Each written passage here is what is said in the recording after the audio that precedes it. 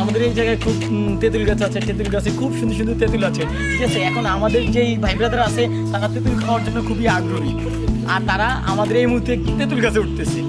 আপনারা যদি দেখতে চান তাহলে আমরা দেখাই দিয়েছি তারা যে কীভাবে গাছে উঠতেছে, আপনারা একটু দেখেন।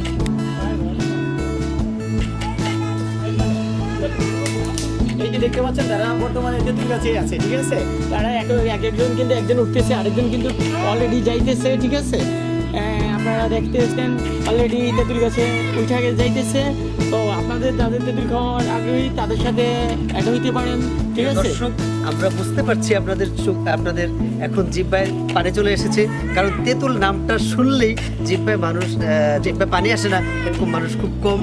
তাই আমরা এবং দেখতে পাচ্ছি গাছে থোকায় থোকায় তেঁতুল ধরে আছে। অবশ্য এই সিজনটা এরকম সিজন একটা, এই সিজনে তেঁতুল কাঁচা থাকে না, পাকা থাকে।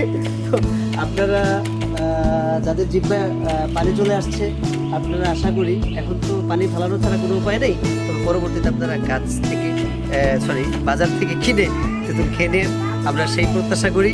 এবং আজকের আমাদের গাছে উঠে তেঁতুল পাড়ার দৃশ্য আপনাদের অবলোকন করার মাধ্যমে আমরা সেই সুন্দর মনোরম পরিবেশে এই দুপুরবেলা আমরা সেই তেঁতুল গাছের তেঁতুল পাড়ানেওয়ালা ব্যক্তিদেরকে আমরা একটু দেখাতে চাই।